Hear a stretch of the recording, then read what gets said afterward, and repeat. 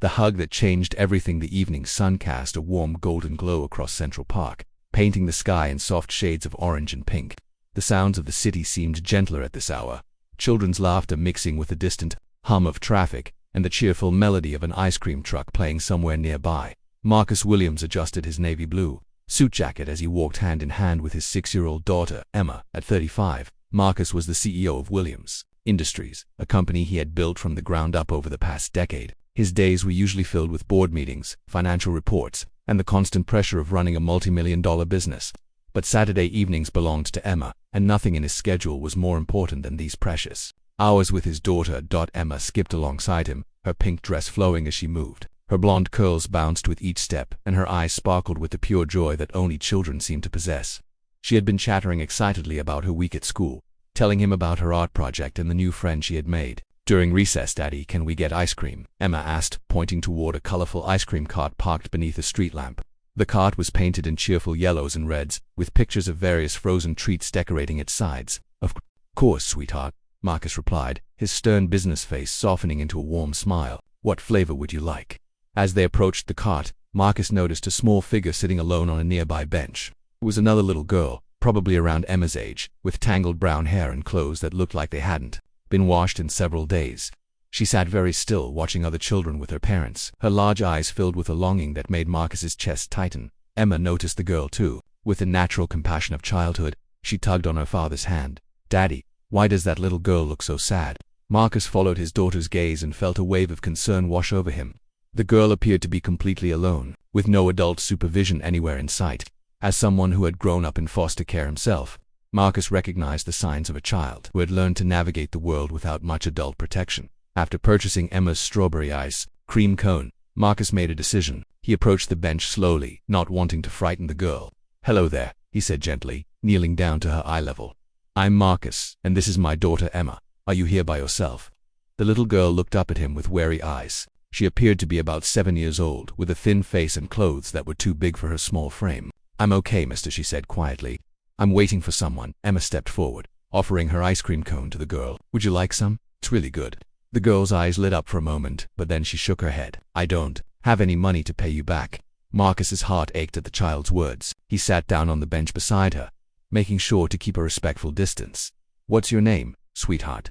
"Lucy," she whispered. "Lucy Martinez. That's a beautiful name," Marcus said. "Lucy, when you said you're waiting for someone, how long have you been waiting?" Lucy looked down at her worn sneakers. "Since this morning, but sometimes it takes a long time." Marcus exchanged a concerned glance with Emma, who was listening intently to the conversation. His daughter had grown up surrounded by love and security, but her young heart seemed to understand that Lucy needed kindness. "Lucy, are you hungry?" Emma asked. "Daddy always says we should share when someone needs help."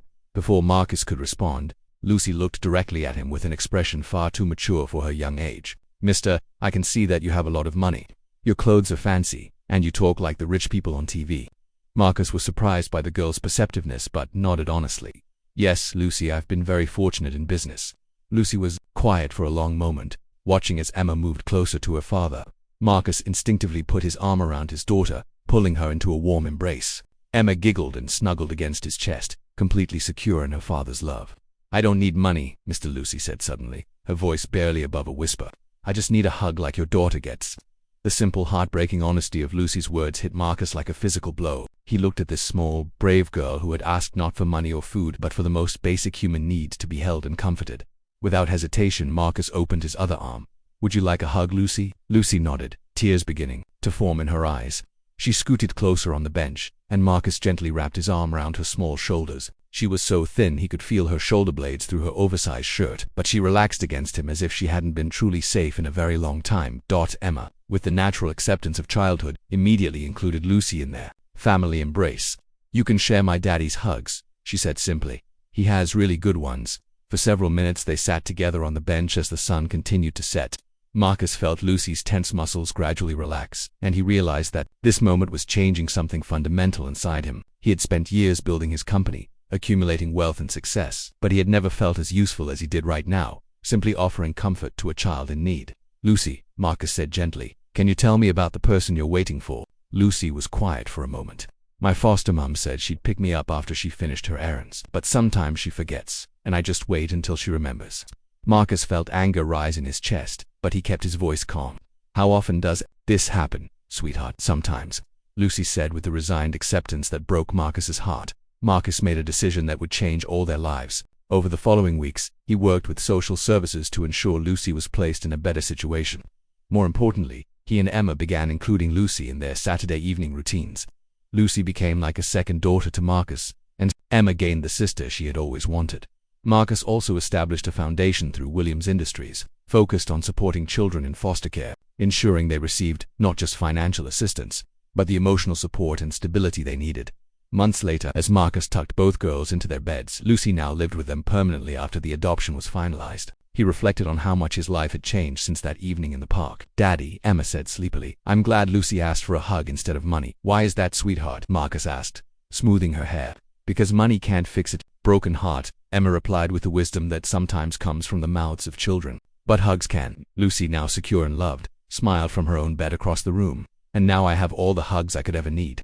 Marcus realized that in trying to give Lucy what she needed most, he had discovered what he needed to, understanding that true wealth isn't measured in dollars, but in the love we share and the lives we touch with simple acts of human kindness.